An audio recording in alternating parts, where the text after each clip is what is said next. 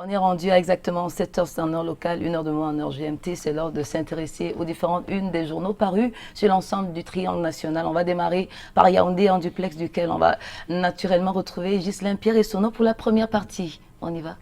La revue de presse donc avec Ghislain Pierre Essonneau et puis Junior Ossin pour la partie Douala. Et on aura la suite, toujours dans le même plan. On aura un décrochage tout à l'heure, Monsieur Ndobo, Patrick Christian et puis Patricia. Il est clair qu'on rappellera après la grosse heure d'actualité aux téléspectateurs les besoins de ma chanson du cœur de ce lundi. Oui, beaucoup de cœur pour nos téléspectateurs et davantage pour Ghislain Pierre Essonneau. Ça lui fera certainement plaisir parce qu'on parle de dialogue national et on se rappelle justement de cette très belle chanson, un tube éternel de Petit Pays, le tenant du titre, le titre justement, ça ne va pas, ou je crois, et si justement, ça doit aller de l'autre côté. Oui, c'est clair. On signale que Ghislain Pierre Essonneau doit être prêt. On est en direct et nous allons justement rappeler que ça ne va pas de Petit Pays, sera en compétition avec Olé et François Missengo. Bref, vous aurez le temps de revenir dessus et tout de suite, le cap sur Yaoundé pour le plein de l'actualité telle que traitée par nos confrères de la presse écrite. Bien le bonjour, monsieur Essonneau, Ghislain Pierre. Et bienvenue dans Canal Matin. Bonjour Douala, bonjour Aimé, bonjour Patricia. Aimé et Patricia, je vous retrouve bien entendu le cœur enflammé de joie.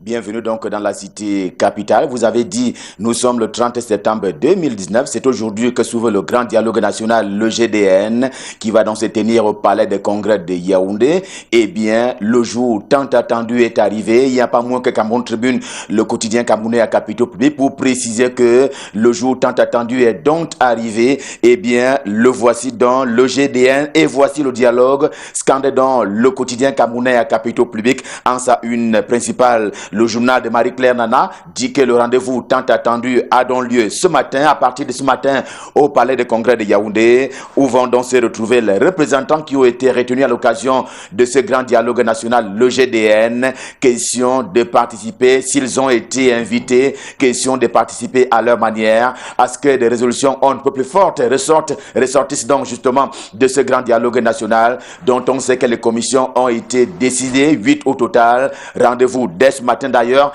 à partir d'un programme qui a été royalement dressé par le Premier ministre chef du gouvernement Joseph Dion Ngouté. Les représentants donc délégués, que dis-je, ont donc rendez-vous avec l'histoire dès ce matin d'ici même à Yaoundé. Et pour cela, et pas plus que cela, la nouvelle également en kiosque ce matin estime que ce sont les absents, oui, qui auront tort, notamment pour ceux qui ont refusé d'adhérer à l'initiative présidentielle et qui avait été appelé à l'occasion des consultations préalables à ce dialogue au niveau de l'immeuble étoile, la primature à Yaoundé, que donc ce sont ceux-là qui auront tort d'avoir refusé d'être consultés et finalement de ne pas pouvoir participer à ce grand dialogue national dès ce matin au palais de congrès de Yaoundé. Et à sa manière, comme habituellement, le quotidien Mutation, le journal de Georges-Alain Boyomo, donne à dire qu'en vrai, il s'agit d'un grand rendez-vous, un moment on ne peut plus historique dans l'histoire politique du Cameroun, considérant que c'était une demande à l'échelle nationale mais également internationale,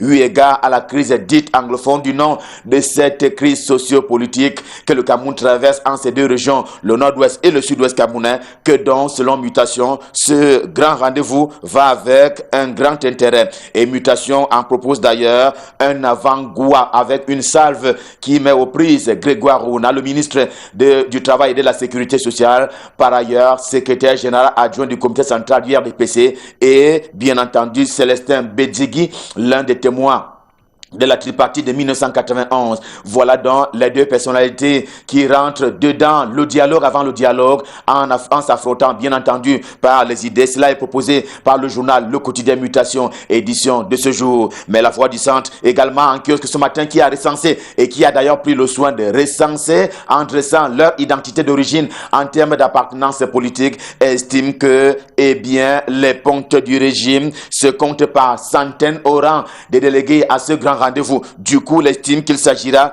ni plus ni moins que d'un congrès du RDPC, le Rassemblement démocratique du peuple camerounais, au regard bien entendu du nombre des militants de cette formation politique qui ont été retenus pour participer donc au GDN. Le grand dialogue national s'est offert de conclure de cette manière. Renchéri pour sa part l'hebdomadaire Repère, le journal de Frère Richard Touna Ombe, également en kiosque ce lundi. L'hebdomadaire se veut quelque peu patient en attendant l'issue des travaux. Eh bien, il veut qu'on goûte d'abord au déroulé proprement dit de ces travaux-là cela avant de tirer quelques conclusions, que ce soit. C'est à l'issue qu'il faudra donc tirer les belles conclusions, s'il y en aura, les mauvaises aussi, s'il y en aura, car ça passera ou ça cassera. C'est d'ailleurs l'objet principal de la une du journal Repère. Et à propos du RDPC, le Rassemblement démocratique du peuple camerounais, encore, eh bien, le soir, ce matin, sur le journal d'Armand Ambianda, a donc donné la parole à Saint-Éloi Bidon, qui est par ailleurs adjoint au maire de la commune de Yaoundé 6e. C'est un militant du RDPC. Eh bien, il revient sur les modes, les critères et les méthodes qui ont d'ailleurs gouverné la sélection des délégués qui vont participer à ces travaux. Et pour cet homme politique, le RDPC a encore commis un putsch, une erreur historique, car il y a dans ses rangs des personnes et des personnalités à la moralité douteuse et qui n'ont ni légalité, encore moins légitimité pour pouvoir porter dans la voix du peuple camerounais. Et il se retrouve justement parmi les participants à ce grand dialogue national au palais de congrès de Yaoundé. Voilà ce qui est donc qualifié de putsch ce matin par Saint-Éloi Bidon, qui s'exprime dans les colonnes du journal Le Soir, édition de ce matin. Le journal de 2020, j'ai nommé La Météo, est également en kiosque ce lundi. Il en parle aussi, mais en des termes religieux. Oui, le pape François a prié pour le Cameroun. En tout cas, il y a eu une messe qui a été dite hier au Vatican, et à l'occasion de cette messe-là, et bien entendu, l'un des reporters du journal La Météo était dans cette prière, et il a capté le fait que le pape François a demandé à la communauté chrétienne justement de prier pour le Cameroun avant, pendant et après le dialogue national. Que dis-je? Le grand dialogue national. Le journal qui rapporte pour cela cette prière qui a donc été dite, mais également qui a été conseillé à tous les fidèles catholiques du monde entier, bien entendu, pour que le Cameroun en bénéficie donc justement de ces grâces divines à l'occasion de la tenue de ces travaux. D'ailleurs, le journal indépendant reprend la même information. Eh bien, le pape François qui a donc demandé aux catholiques du monde entier de prier pour le Cameroun, de prier pour les Camerounais et de prier pour que le Cameroun se développe, notamment dans la foi chrétienne. Voilà ce qui est donc rapporté ce matin par le journal L'Indépendant, qui fait donc confirmation de ce que le pape François a demandé à ce que les fidèles du monde prient pour le Cameroun, bien entendu, en commençant par lui-même. Et la prière en question a été dite lors de l'Angélus. C'était donc au Vatican, qui est donc le siège de l'Église catholique qui est au monde. Et bien, pour parler encore de cette question du grand dialogue national, Crédit Info également en kiosque ce matin, c'est le journal de Simeon Ava, qui est basé du côté de Kribi, la capitale du département de l'Océan, région du sud Cameroun. Le journal rapporte justement le fait que les Camerounais vivant dans le département de l'Océan ont apporté le leur par rapport au grand dialogue national. Le département de l'Océan qui est donc allé à ce grand rendez-vous avec ce qu'il appelle des renversantes propositions, dont la moindre n'est pas la décentralisation que le département souhaitait, selon les dires du journal, qu'il aille donc à l'allure de 200%. Et voilà un moment qui a été choisi par le quotidien bleu, le jour du jour, le journal d'Aman Mana, qui traite en une principale de cette question ce matin également, qui rentre dans le débat et recentre un peu les questions qui vont être débattues à l'occasion de ce rendez-vous. Il appelle cela le jeu et les enjeux qu'il tient donc à revisiter en compagnie de ses lecteurs, les lecteurs du quotidien bleu, le jour du jour, qui participe à sa manière justement à ce grand rendez-vous national. Quant au journal Essingan, il y a lieu également de s'arrêter sur le GDN, et le journal est allé d'ailleurs chercher dans l'histoire politique du Cameroun pour dresser un peu un parallèle entre les initiatives d'André-Marie Mbida à l'époque. À titre de rappel, André-Marie Mbida est le tout premier ministre de la République du Cameroun, qui avait ainsi souhaité que le Cameroun soit gouverné de la façon dont le dialogue va se tenir. En tout cas, il y a des parallèles qui sont à établir, et André-Marie Mbida à l'époque proposait qu'il y ait une espèce de gestion participative de la République du Cameroun, et c'est la raison pour laquelle il y a donc un trait d'union qui est donc proposé ce matin entre cette initiative-là et le grand dialogue national qui court donc depuis ce matin sur la cité capitale Yaoundé. Le tout premier ministre André-Marie Mbida, qui avait donc organisé pareille rencontre, quels en étaient les tenants et les aboutissants. Et Singan, édition de ce matin, propose d'aller revoir ce qui s'est passé où, quand et surtout comment. Et pour sa part, le quotidien camerounais d'expression anglaise, The Guardian Post également en kiosque ce matin, n'est pas du tout sceptique, mais c'est tout comme. En tout cas, ce matin, il se propose de revenir sur les thèmes qui ont été arrêtés pour être débattus, et parmi eux, il n'y a aucun point figurant justement à l'ordre du jour et qui a trait à la fois à la forme de l'État, mais également à l'alternance au pouvoir, pour parler justement de rotation birégionale, pour parler des deux cultures camerounaises, entre la culture francophone et la culture anglo-saxonne. Le Financier d'Afrique est également en kiosque. Il croque d'ailleurs plus dur ce sujet ce matin, à savoir le grand dialogue national, en disant que le dialogue est parcellaire. Et d'ailleurs, la démarche qui a conduit à sa tenue a été quelque peu lacunaire. Lui aussi parle de ces actes manqués, de ces thèmes qui ont été volontairement oubliés et qui ne feront donc pas partie de ce grand dialogue national. Le journal La République est également en kiosque. Il refuse pour sa part de fermer un peu les débats, car il s'est agi d'une mouture et que par la suite, au regard du déroulement des travaux, on pourrait bien entendu inclure d'autres sujets que les Camerounais tiennent à cœur, ceux qui ne vont pas participer, mais également ceux qui vont les représenter à l'occasion de ce débat. Et la conclusion étant que tout, mais alors tout est encore possible. Diapason de François Mboké est également en kiosque ce matin, et comme inhabituellement, il a apparu donc un lundi. Eh bien, l'ultime chance dont parle le journal de François Mboké consiste justement en ces thèmes oubliés, des thèmes volontairement oubliés. Il faudra simplement les inclure pour faire juste, franc, équitable et dans l'équité. Le journal L'Épervier de Léopold Njo est également en kiosque ce matin. Eh bien, lui reste simplement préoccupé par la gestion matérielle de cette crise dite anglophone, car sur le terrain, le plan d'urgence humanitaire qui a été décidé, on s'en souvient, il y a quelques mois, par le président de la République, a encore fait parler de lui. Cette fois-là, ce sont 10 000 bénéficiaires qui ont donc été retenus du côté de Bonabéry à Douala, la capitale économique du Cameroun. Question justement de bénéficier des petites attentions du chef de l'État camerounais, qui ont ainsi été transmises par le ministre Paul Atangandji. L'Épervier édition de ce matin en fait donc question de signaler qu'au-delà du dialogue national, il y a bien entendu la gestion au quotidien des déplacés internes à l'occasion de la crise dite anglophone. Le journal La Veuve est également en kiosque ce matin.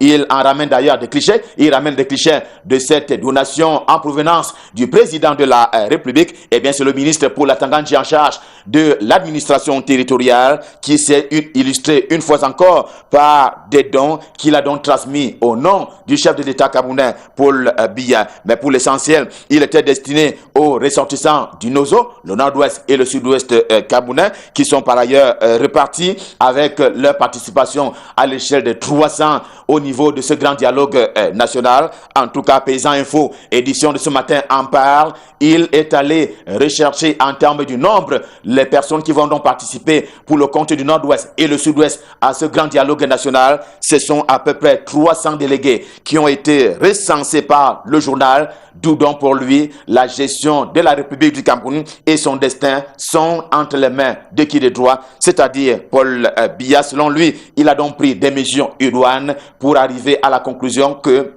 au terme de ce grand dialogue national, eh bien, on sortira forcément de la crise dite anglophone. Dernière heure est également en kiosque ce matin. Il n'a pas quitté la scène, eh bien, pour revenir sur ces milliers de déplacés internes qui ont donc eu droit aux attentions du chef de l'État. Eh bien, lui aussi rapporte quelques-uns de ces clichés de cette cérémonie qui a été présidée par le ministre Paul Atangandji en charge de l'administration territoriale. Et Génération Libre, lui aussi, verse à ce dossier. Eh bien, le MINAT était au chevet des déplacés, les déplacés de la crise anglophone. Génération Libre, comme le journal Le Pélican également en kiosque ce matin, ont fait des décomptes, question de quantifier justement en termes de quantité mais pas de qualité, puisqu'il s'agit des Camerounais et pas autre chose, les Camerounais qui ont donc bénéficié de ce don présidentiel. Les dons qui sont donc comptés avec le journal Le Pélican comme Génération Libre également en kiosque ce matin. Et puis, pour parler du MRC, le mouvement pour la renaissance du Cameroun, dont Maurice Kamto est président national, eh bien, la première des 60 minutes, c'est un journal qui arrive nouvellement sur la place de la presse camerounaise, eh bien le journal a donc consacré sa première une à la cohabitation entre Michel Ndoki et le professeur Maurice Kamto. L'entente cordiale du départ s'effrite manifestement au fil du temps, selon le journal Le Thermomètre, qui a donc donné à lire cette information quant à cette cohabitation entre, on va dire, Michel Ndoki et le professeur Maurice Kamto. On va terminer par cette réalité, une réalité qui est d'ailleurs proposée par le journal Réalité de Paul Ngouaré Kindi dans sa livraison de ce lundi. Il s'agit de ces importantes décisions qui ont donc été prises par le ministre Emmanuel Nganou Djoumessi en charge des travaux publics. Eh bien, le ministre en question qui a donc résilié le contrat à l'entreprise qui était chargée de la construction de la route Ngaoundéré-Garoua, autant pour la construction de l'autoroute Kribi-Lolabé. Il fallait du courage, et le ministre a eu droit à ce courage, d'où donc la résiliation de ces contrats à un certain nombre d'entreprises qui se sont avérées quelque peu lapsistes, qui n'en ont pas pu réaliser les projets ainsi décidés à temps et bien entendu dans les formes qui avaient été prescrites.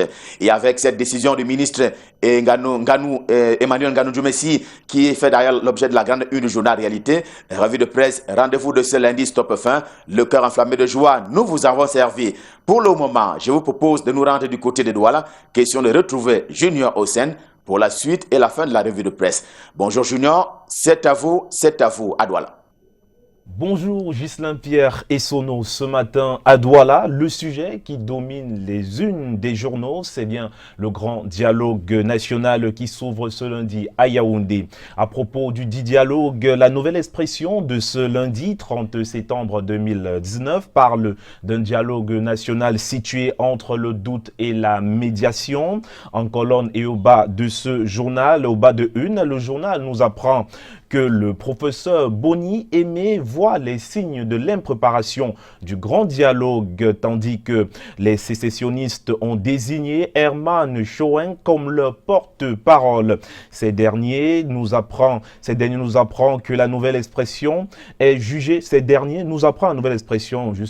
est jugée par les séparatistes comme un acteur de la scène internationale favorable à leurs revendications, qui est à découvrir ce matin en page 5 du journal.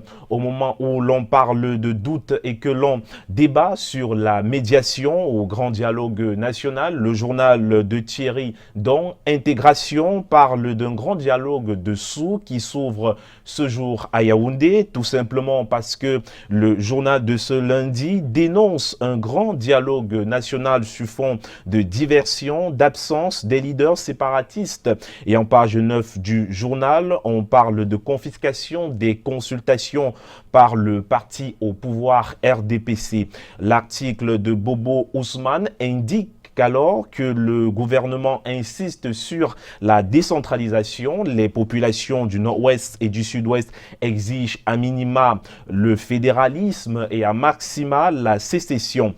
Les détails en panorama à découvrir dans cette édition paru ce matin à Douala. L'une des raisons données par le journal Intégration et qui fait justement de ce grand dialogue national un dialogue de sourds, ce sont les absences, et au regard de ces absences, le Messager, le quotidien de Jean-François Chanon, titre à sa une ce lundi: péril sur le grand dialogue national. En page 3 de ce journal, Léopold Dassy nous parle de l'absence des leaders sécessionnistes à la table des négociations. Le journaliste rappelle tout simplement que la presse privée est également écartée de cette grande messe qui, selon le Messager, s'apparente à un monologue. C'est à lire en page 3 du Messager.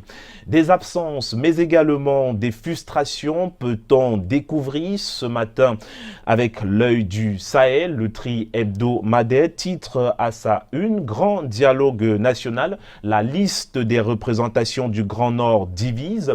En page 3 de ce journal, on note une surreprésentation de certains départements au détriment d'autres départements.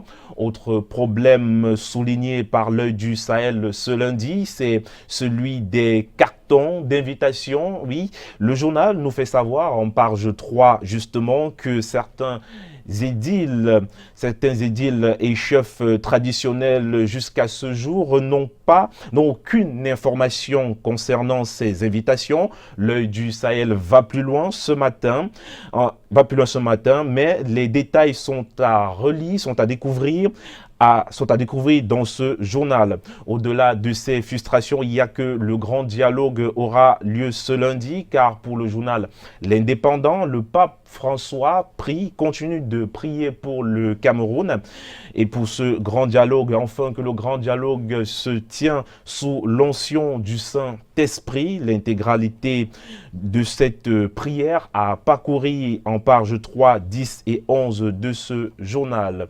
C'est la fin de la revue de presse Made in Douala, ce 30 septembre 2019. Merci beaucoup Junior. Aussi, on rappelle qu'à partir de demain, on sera rendu au premier jour du mois d'octobre pour le compte de l'année 2019. Ce sera avec grand plaisir qu'on va vous accueillir pour le cas, justement, pour la revue de presse Made in Douala. Portez-vous très très bien. Le temps de prendre la petite transition pour vous présenter votre désormais bulletin d'information de Canal Matin, oui, présenté ce jour par Lille Piégeot-Aimé. Voilà, Lille Piégeot.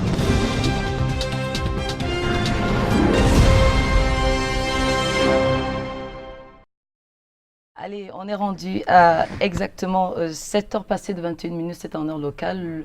On l'accueille, elle s'appelle donc Lille Piégeot pour nous présenter le bulletin de l'information proposé par la rédaction centrale de Canada International. Bonjour Lille, bienvenue. Bonjour Patricia, bonjour Aimé, bonjour aux téléspectateurs et bienvenue donc à cette édition spéciale du Grand Dialogue National. On se prend juste après cette transition.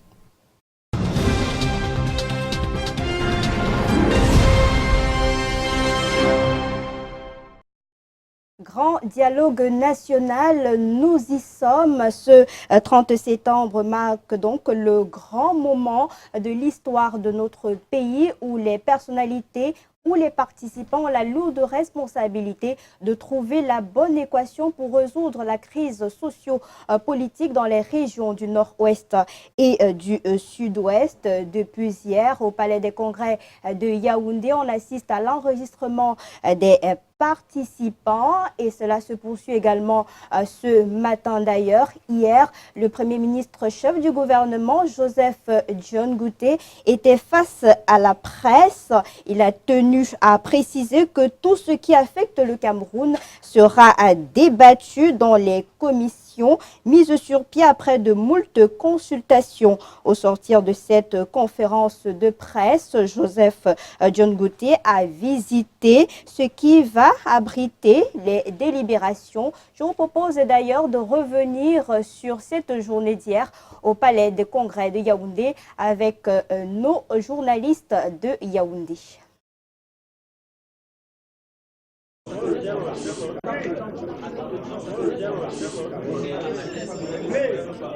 The Prime Minister of Government is the President of the Major National Dialogue at the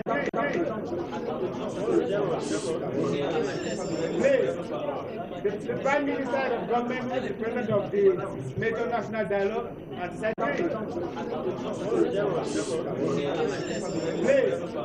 The Prime Minister of Government is the President of the Major National Dialogue at the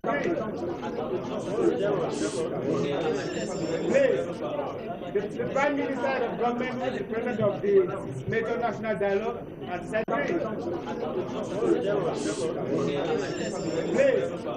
The Prime Minister of Government is the President of the Major National Dialogue. C'était donc là quelques images du Palais des Congrès de Yaoundé hier. Et c'est donc le Premier ministre chef du gouvernement qui a la lourde responsabilité de mener à bien cette palabre nationale qui démarre donc ce jour. Qui est donc l'homme qui va conduire cette lourde mission confiée par le chef de l'État? Je vous propose le portrait de Joseph Diongouté réalisé par Arnaud Ngefak. J'ai promis au chef de l'État que j'allais tout faire. La loyauté en parole. Engagement d'un as placé à la tête du gouvernement camerounais. Joseph Diongouté triomphe là après 23 années pleines au service de l'État dans la haute administration. Case de départ prise en 1986 lorsqu'il passe d'enseignant à l'université de Yaoundé 2 à directeur général adjoint du Centre national d'administration et de magistrature. Centre devenu école dont il a été en 1991 directeur général. Nasri Paul Béa, ancien pensionnaire de cette école, se souvient de ses années roses avec l'ENAM aux mains d'un ange. Dans son passage à l'ENAM a été très connu parce que c'était un travailleur et qui laissait seulement le mérite.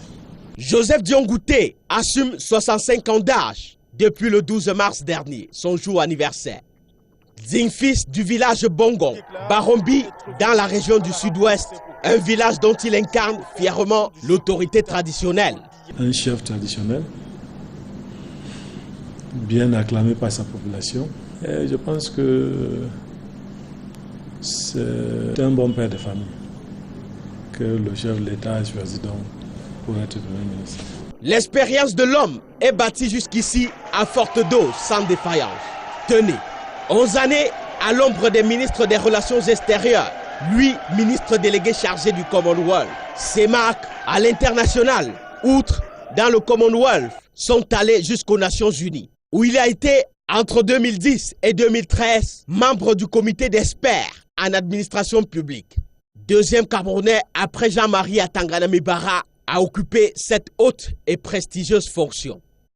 Depuis 2018, Linus Toussaint Menjana est le troisième Camerounais qui siège parmi ces 24 experts du monde en administration publique justement. Il s'agit là d'une structure du Conseil économique et social des Nations Unies, là où les 24 membres sont appelés à examiner des dossiers de gouvernance ou à conduire des négociations entre certains acteurs des administrations publiques des pays du système des Nations Unies, les 193 pays membres. Appréciation légitime pour lui, Linus Toussaint, qui partage ou a partagé au moins 3 champs d'expression avec Joseph Diongouté. Outre le siège d'experts aux Nations Unies, ils sont tous deux anciens directeurs généraux de l'ENAM et chefs traditionnels. Dans une famille, il est très difficile de gérer les contradictions entre les frères et les sœurs d'une même famille. Et je pense que si le Premier ministre, Chief Diongouté, est chef traditionnel, c'est parce qu'il a déjà des prédispositions naturelles à pouvoir fédérer. Mais ce dialogue, désormais, épreuve d'essai effectuée sur le terrain pour porter l'annonce en exclusivité du dialogue dans les régions du nord-ouest et du sud-ouest. La séparation n'est pas à l'ordre du jour. Mais en mis ce point, toute autre chose peut être discutée. Le grand dialogue est sur ses épaules. Vision bien dessinée sous ses lunettes pour un Cameroun de paix. Autre visage de ce grand dialogue national au Palais des Congrès de Yaoundé à partir de ce jour, c'est celui du porte-parole George Ewane. Il était également face à la presse hier pour les modalités pratiques liées à la retransmission en direct et la couverture médiatique de ce grand moment historique de l'histoire de notre pays. Mais quelques jours avant, il s'est rendu dans les locaux de Canal 2 International à Yaoundé. Je vous propose ce reportage signé Rodrigue Tongué. L'on connaît depuis hier celui qui portera la voix et assurera les relations publiques du grand dialogue national. George Ewane, le journaliste en service à la CATV, ex-présentateur de Inside Presidency, sera monsieur média et presse de l'événement qui se tient du 30 septembre au 4 octobre prochain au Palais des Congrès de Yaoundé. Celui qui est l'un des conseillers techniques de Charles Ndongo, directeur général de la CRTV, devrait se mettre à disposition de la presse dont le quartier général sera fixé ici, dans la salle de presse de l'événement. Il en a donné d'ailleurs les premiers gages au cours d'une visite surprise à la représentation régionale de Canal 2 International cette fin d'après-midi de jeudi. Georges Ewanet a su être une sorte de courroie de transmission entre la presse et le secrétariat technique que dirige le ministre Félix Bayou. Le ministre délégué auprès du ministre des Relations extérieures chargé du Commonwealth, qui a pris ses quartiers ici, en partie basse du Palais des Congrès. Le secrétaire technique sera une sorte de centre névralgique où convergent ou d'où partent les éléments de langage pour les 8 commissions du Grand Dialogue national, que sont l'éducation, la reconstruction et le développement, le bilinguisme, le système judiciaire, le rôle de la diaspora et le désarmement et démobilisation. Ces commissions seront logées ici, dans ces salles, aménagées soigneusement par la direction générale du Palais des Congrès. Le secrétaire technique devra compulser toute la littérature et la technique déployée par plus de 1000 participants, parmi lesquels des experts en résolution de crise, des groupes armés, des hommes politiques, pour jouer un rôle de porteur d'eau au Premier ministre Joseph Dion Ngouté, modérateur des travaux, que le grand public devrait voir en scène pour toutes les plénières, dont celle d'ouverture et de fermeture, ici dans la salle 1500 en principe du Palais des Congrès de Yaoundé. Et c'est donc ce Palais des Congrès de Yaoundé qui a été choisi pour abriter ce grand dialogue national. Ce palais a subi des modifications depuis quelques jours pour recevoir les hautes personnalités venues pour ce grand moment historique. Une fois de plus, Rodrigue Tongué.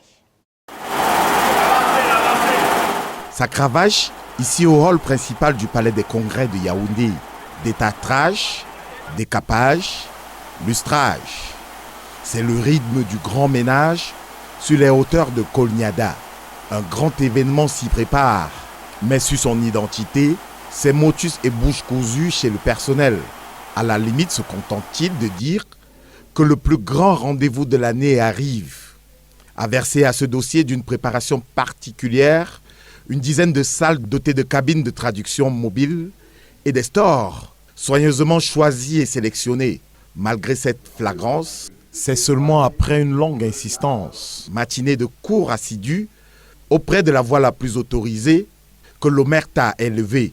Oui, je crois que on peut dire que le Palais des Congrès s'apprête à accueillir le grand dialogue national et les organisateurs nous soumettent à une intense pression. C'est des visites plusieurs fois par jour. En revanche, difficile d'arracher au patron du Palais des Congrès de Yaoundé autres propos liés aux questions opérationnelles du grand dialogue national qui se tiendra ici la semaine prochaine sans aucun doute. On peut l'affirmer maintenant à la lumière aussi de la disposition de la salle de presse, mais surtout du secrétariat technique des travaux situé à la partie basse du palais. Un secrétariat technique dirigé selon des informations concordantes par Félix Mbagnou, ministre délégué auprès du ministre des Relations extérieures, chargé des relations avec le Commonwealth, même si Christophe Mienzok se refuse de le confirmer. Lui, plus enthousiaste à commenter le legs du grand dialogue national et la sanctuarisation de l'événement ici. Si c'est vraiment, ça reste dans la mémoire comme un événement qui a réussi, qui est parvenu à atteindre les objectifs fixés par le chef de l'État, à savoir ramener la paix dans le nord-ouest et le sud-ouest, pourquoi pas faire en sorte que en français et en anglais, une salle soit désormais dédiée au grand dialogue national. Personne ici ou ailleurs au sein du Sérail ne peut le démentir à ce moment précis. Le grand dialogue national se tiendra au Palais des Congrès et dès lundi.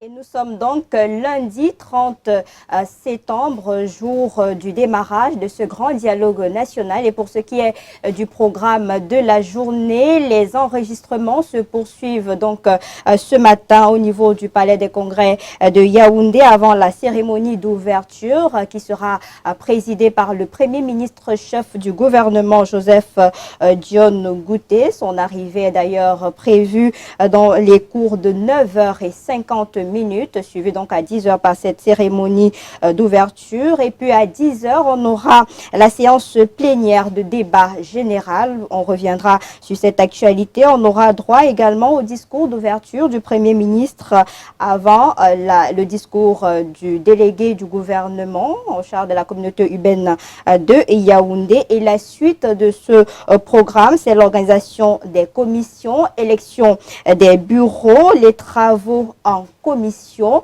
La journée va donc se poursuivre par les travaux justement en commission avant la fin de la soirée prévue autour de 19h avec un dîner. On reviendra certainement à 9h puisqu'il y aura une édition spéciale pour prendre les premières images du Palais des Congrès de Yaoundé. Mais avant, prenons les attentes de la population de la région de l'Ouest pour ce qui est de ce grand dialogue national. C'est avec nos reporters dans la région de l'Ouest. Le grand dialogue national qui s'ouvre demain s'avère déterminant aux yeux de certaines communautés qui espèrent à travers cette rencontre historique une solution à leurs conditions de vie difficiles. C'est le cas des minorités Boro-Opoki. L'éducation et la valorisation restent une question fondamentale. Pour elles attendent une réaction favorable du Palais des Congrès de Yaoundé.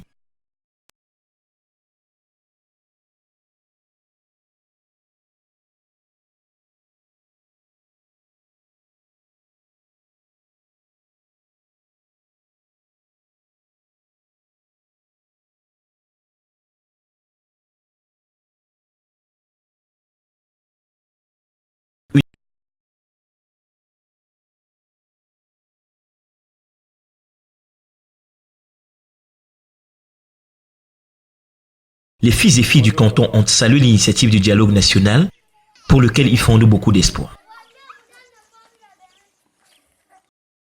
Nos excuses pour ce léger souci technique. On va prendre actuellement la réaction des ex-combattants, leurs attentes pour ce grand dialogue national, surtout que cela va en droite ligne avec la résolution de la crise sociopolitique qui sévit dans les régions du sud-ouest et du nord-ouest.